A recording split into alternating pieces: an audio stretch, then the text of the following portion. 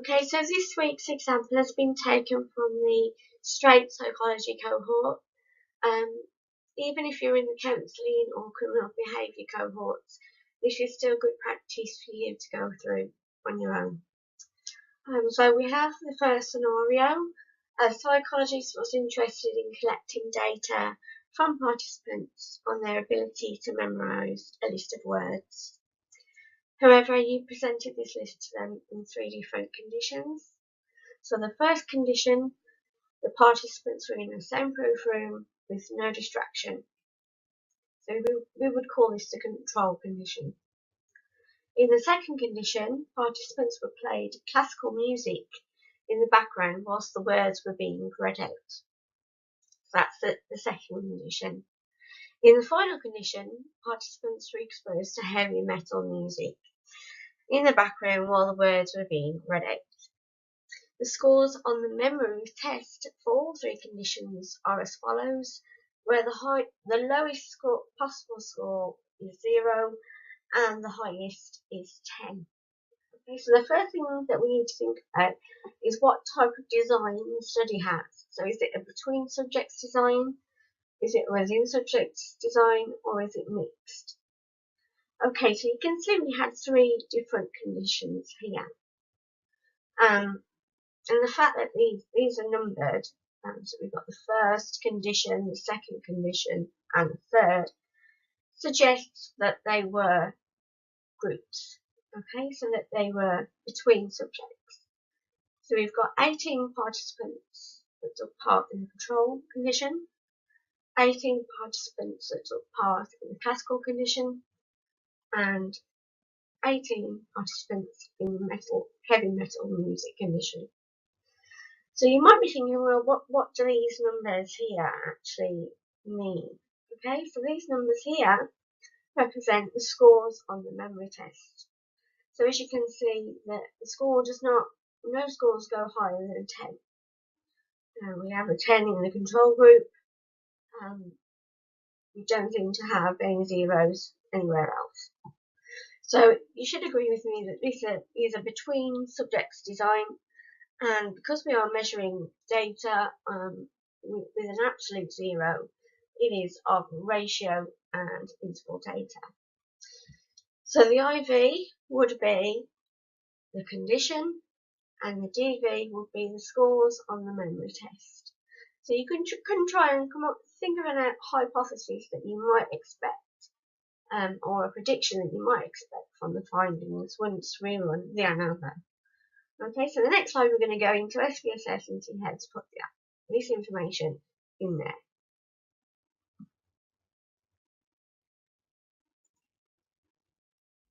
So as you can see, I have opened SPSS. At the moment we're in data view, so you can see the data here. And you may be wondering, well, why the hell have we got 54 different participants here? That's because we had 3 different groups and 18 participants in each group. So 18 times 3 is 54. So the first thing we need to do is go to the variable view, which is in the bottom left-hand corner, and type in our variables. So if you want to refer back to the example, that's fine. But the first variable was the independent variable, and that's the type of music that participants were subjected to. So if you recall, some participants were subjected to no music whatsoever. Some had classical music playing in the background, and some had heavy metal music. So I've labelled the variable as type of music. I've ensured that the type of data is numeric, and I've added values, okay, because I need to tell SPSS what the 1s and 2s and 3s mean. Okay, so I would put the value in simply 1, and then type in what 1 represents, so it was control in this instance, and then I clicked add. Then I went back, looked at the example, saw that the second group were exposed to classical music. I then clicked add and you can see in the box there. And if you go back to the example, the third condition was heavy metal.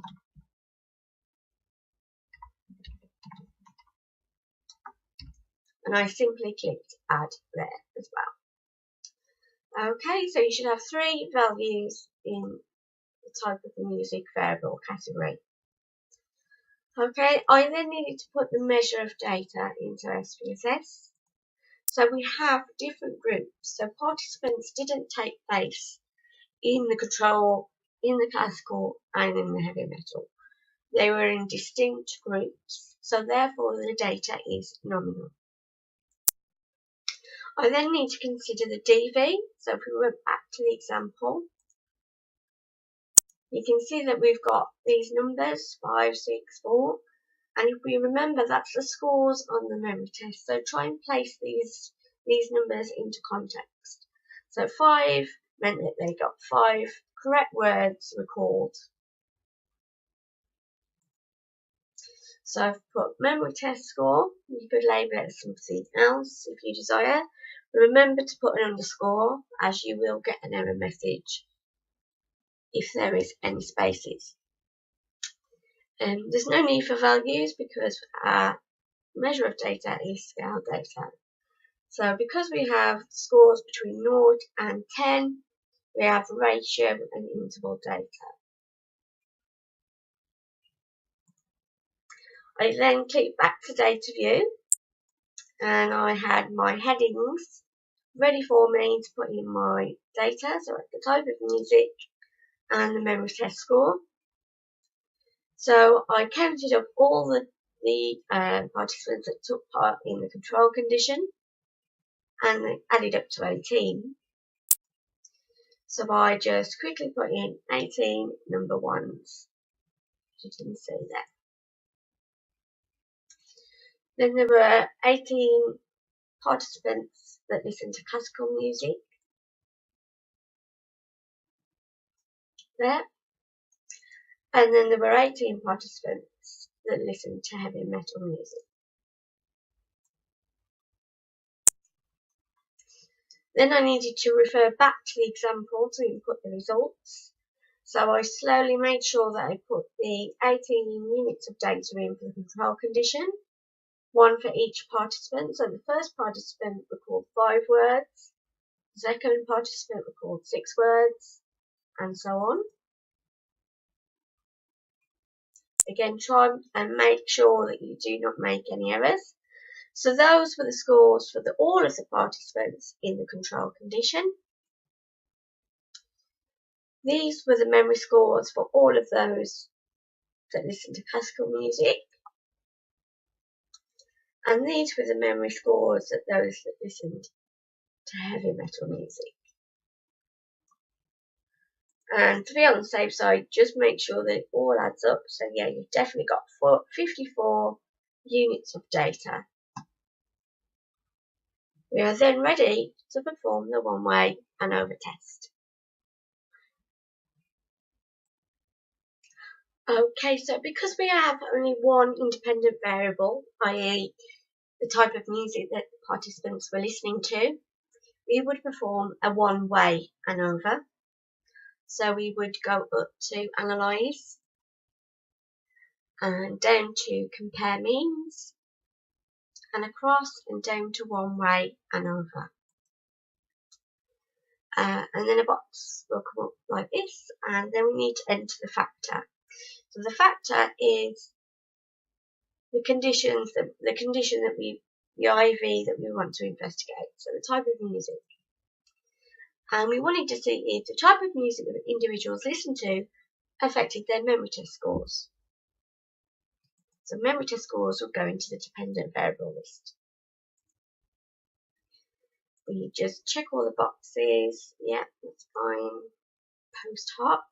We could have a post hoc. This is because we have more than one condition in the variable. Because we have a control group, a classical group, and the heavy metal group. So I might just click on for only test there and click continue. Options, so this is very important. We need descriptive statistics.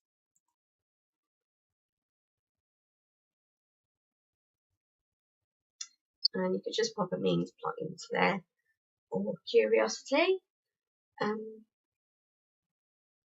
You may have learned about homogeny variance, but for the sake of this presentation, we're just going to stick to the basics and click continue and click OK.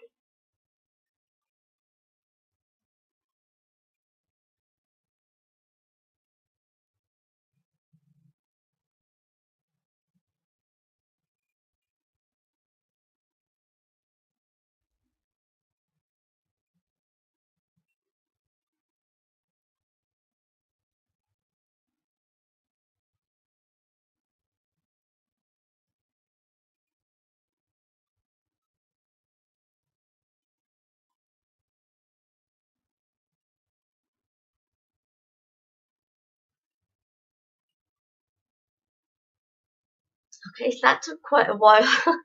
Don't panic. Okay, so we can see our descriptive statistics here. And the main area of interest, and this is always really important, is that you know what to look for and to present in your report. So what we're really interested in is the mean and standard deviation scores for each condition. And then we have the ANOVA significance output, and then we have a graph.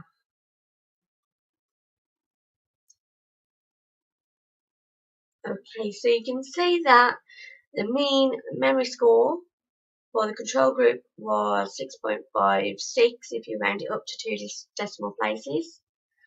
For the classical group, it is 6.44, and for the heavy metal group, it is 6.33. So you can see that there isn't much of a difference in the mean memory scores between the three conditions. So you wouldn't expect the results to be significant anyway. The standard deviation just informs us about the spread of the data around the mean score. So as you can see that the spread was quite close, so participants generally scored in or around the mean score. The important bit that we need to look at is the significance or the p-value. So were these differences in the mean significant?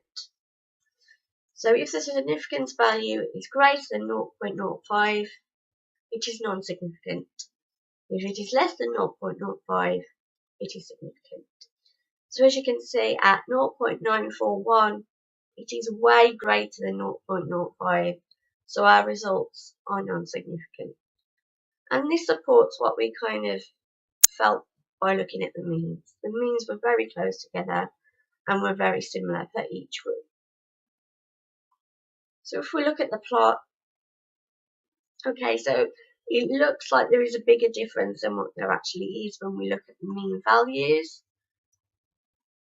There was a slightly higher score for those in the control condition and a slightly higher score for the classical condition to the heavy metal. However, these apparent differences were not significant. This is why it's always important to look at the mean scores, because when you look at a graph, those differences seem much larger than what they are in reality. Okay, so this is how you would present your results in your practical report. So you would state that data was analysed using a one-way between subjects ANOVA. No significant difference was found between the types of background noise, control versus classical versus heavy metal, and the number of words correctly recalled in the memory test. Then you can see this rather confusing equational notation that you must include. And this is the ANOVA statistic. So if we go back to the SPSS output, I'll tell you where I get these numbers from.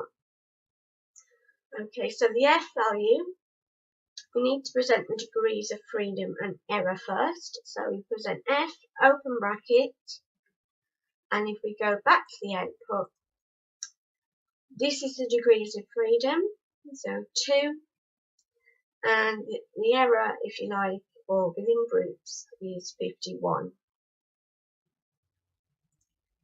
So you can see there that I've put 2,51, end bracket, and then put an equal sign, and we need to state what the F value is. So go back to the output. So if we look across, we can see that the F value is 0.061. So I've typed in 0.061, semicolon, and then we need to present the P value or the significance value. So this is going to tell whether the differences in the mean are significant or not. Okay, so I go back. Again, I go to the ANOVA table and I can see that the significance or p-value is 0.041. Sorry, 0.941. Okay, and I've presented it there. And I know it's non-significant because it is greater than 0.05. I would then refer the reader to a table. You could refer them to a graph, but I think a table that contains actual figures and means is sometimes more memorable and easy for the reader to understand the findings. Okay, so with reference to table 1, label that there, it can be seen that the mean number of words recorded between the control, classical and heavy metal conditions was similar. Okay, so I've put mean and standard deviation memory recall scores for the control, classical and heavy metal music conditions, and here they are. So you can see that the mean scores, the mean memory recall scores are fairly similar. That's probably why it's not significant. And I've created the standard deviations scores as well. And I've presented them to 2 decimal places. Because if you're wondering where I've got these scores from, it's from the output. So because I clicked descriptives when I ran the analysis, I was given the mean scores here. And what I've done is rounded them up to 2 decimal places. So the mean scores and the standard deviation scores for each condition. And it's as simple as that. So that is how you present it in your report. You would have a line there, but I was having some technical difficulties, so it's not present, but according to APA formatting, we would have a line that goes just underneath the title of mean and standard deviation. Okay, so this is our second example. So consider the following. A researcher is interested in investigating whether exposure to the media influences our fear of crime. Participants were asked to indicate how many hours a week they spent watching the news, and on that basis they were split into 3 conditions: low, medium and high. So you would imagine that those in the high group had more hours of viewing of the news than those in the low group. So that is our independent variable. All participants were provided with a list of 100 possible crimes. They were asked to only circle the descriptions of crimes that they were afraid they might encounter over the next 12 months and cross through the crimes that did not induce fear. So our DV is the number of types of crime that induced fear. To make one total score is the total fear of crime for each participant.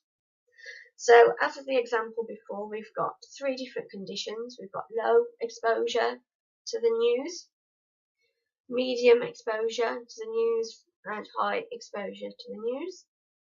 So each participant would only belong to one category. And then we've got scores relating to the total fear of crime scores. So it's the number of types of crime that induced fear.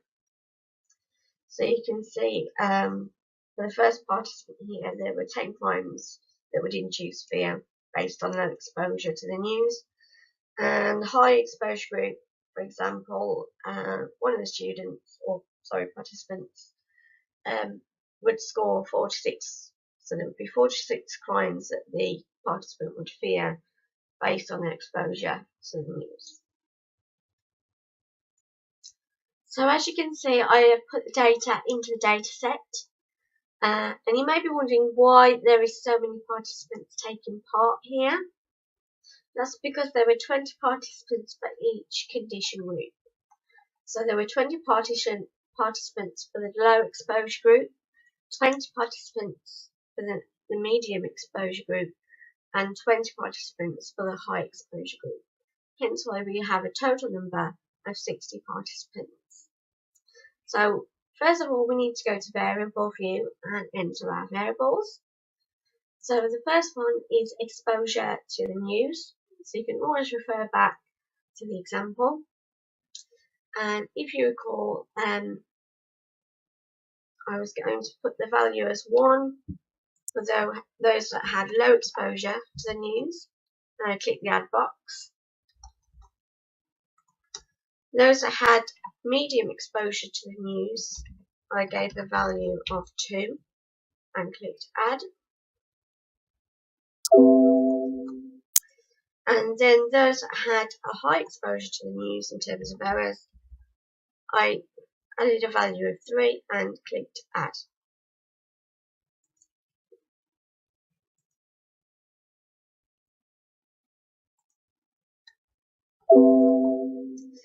So you can see that there were different participants in each different category, hence why it's nominal data. So nominal is category. Then I need you to enter the DV, the dependent variable. So what were we actually measuring?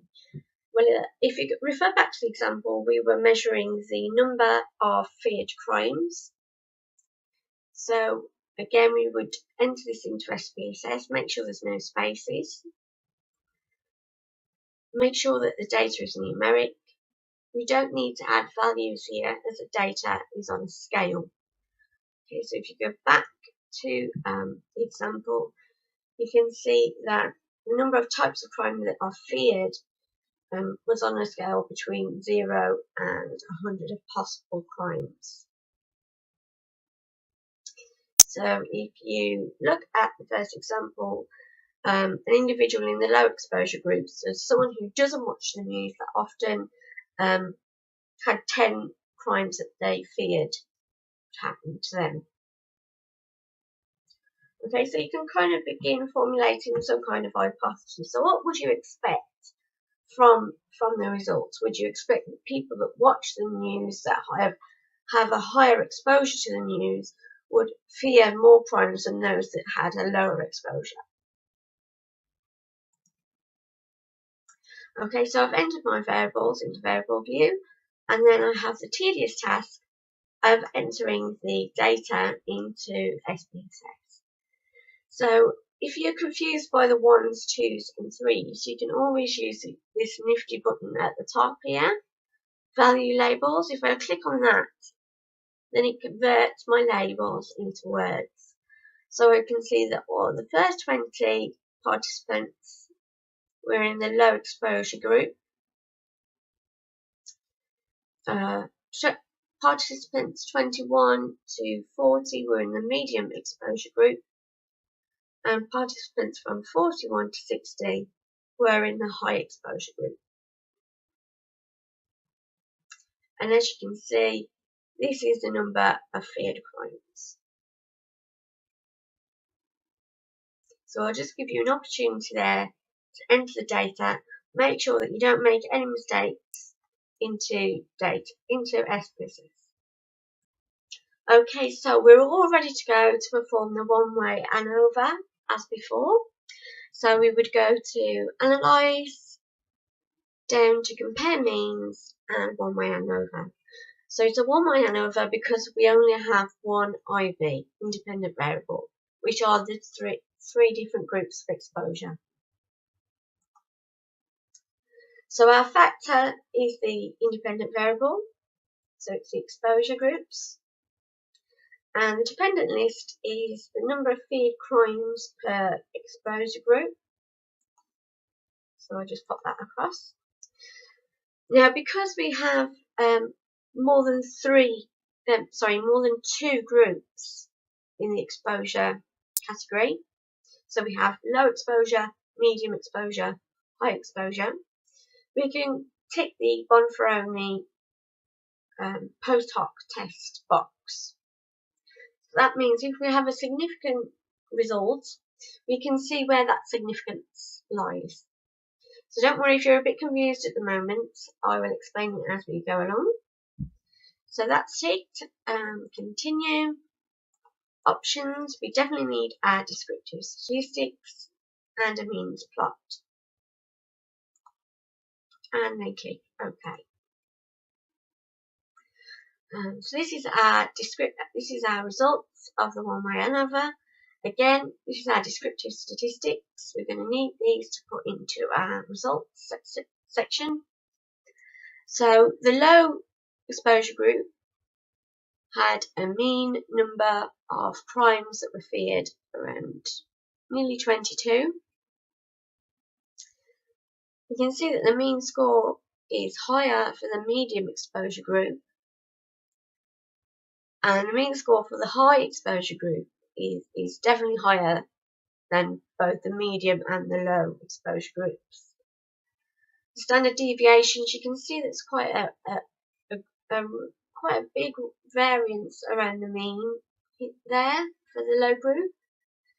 For the medium exposure group, again, quite a broad variance or spread around the mean score, but less so for the high exposure group. But the vital thing that we need to look at is the ANOVA table. So is the test, are these differences that we're seeing between the low exposure groups and the high groups, are they significant? Well, if we look across to the significance value or the p-value, it is 0.000. So if we remember, if it's greater than 0.05, it is non-significant. If it is less than 0.05, it is significant. Okay, so at 000, we can't get any more significant than that. That is highly significant.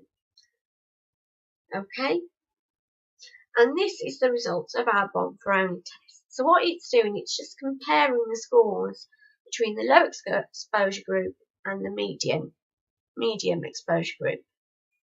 So if we look at the differences between those, we go to the significance value, and it is significant. So if we go back, the difference in the mean number of crimes that are feared between the low exposure group and the medium exposure group, it is significant. Okay, so we do have a significant difference between those two groups. Again, if we compare the low group with the high exposure group, again, it is less than 0.05, therefore it is significant. So once again, there is a significant difference in the number of feared crimes between the low exposure group and the high exposure group. And again, this will just reiterate and confirm what we have already identified. So in the graph, there is definitely a significant difference in the number of feared crimes between the low exposure and the medium exposure group, and between the medium and the high exposure group. Okay. So this might take a while, you might need to read this through again, or just look at the statistics again, just to totally understand what's going on here. Okay, so once we've made sense of the data, it's time to put this into our results section as a report. Okay, so this is how you would report the results of the one-way ANOVA in the results section of the practical. You would state that a one-way ANOVA between subjects was performed, and that there were significant differences were identified between the errors of exposure to the news, between the low, medium and high groups, and the number of crimes that were feared. You would then present the ANOVA statistical notation. So I'll show you where I get these numbers from. So if we go back to the SPSS output, you can see that I've used the degrees of freedom and the within groups figure 2 and 57. There we go, 2,57 close bracket equals. So I need to state what the F value is here. So the F value is 25.824. There we go. Semicolon, P equals 0.001. Now on the output it's 000. When we have this, we always just round it up to 1 at the end. And there we go. We would then discuss the post hoc tests. So post hoc tests revealed significant differences in the number of crimes feared between the low and medium exposure groups. And then you would state the P value. P equals 0.004. So I'll just show you where I've got that from. So if we go to the multi-comparisons, we've got the low and the medium groups comparison. Go away. Low and medium groups comparison, and if we go across, we can see that there is a significant difference between the means in those two categories. And also between the low and high exposure groups. So not only have we found a significance between the low and medium, but also the low and high exposure group.